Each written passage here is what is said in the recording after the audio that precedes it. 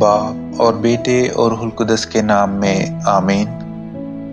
ہمارے لیے آج کی تلاوت یشع بن سراخ کی کتاب، اس کا 48واں باب اور اس کی پہلی 4 آیات، پھر 9ویں آیت سے لے کر 11ویں آیت تک۔ تب الیاس مبعوث ہوا جو آتش کی مانند نبی تھا، اور جس کا کلام بھٹی کی طرح جلتا تھا۔ وہ ان پر قحط لایا اور اپنی غیرت سے اس نے ان کے گروہ کو کم کیا۔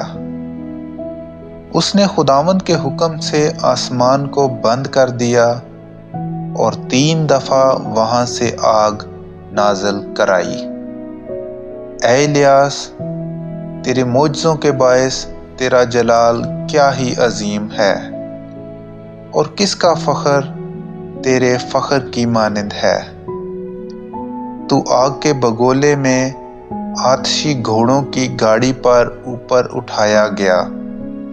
تو نوشتے کے مطابق مقررہ وقت کے لیے آمادہ ہے، تاکہ خداوند کے غضب کو تھمائے اور باپ کا دل بیٹے کی طرف مائل کرے اور یعقوب کے قبائل کو بحال کرے۔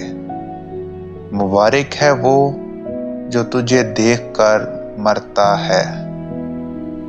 کلام اقدس کا پڑھا اور سنا جانا ہم سب کے لیے باعث برکت ہو۔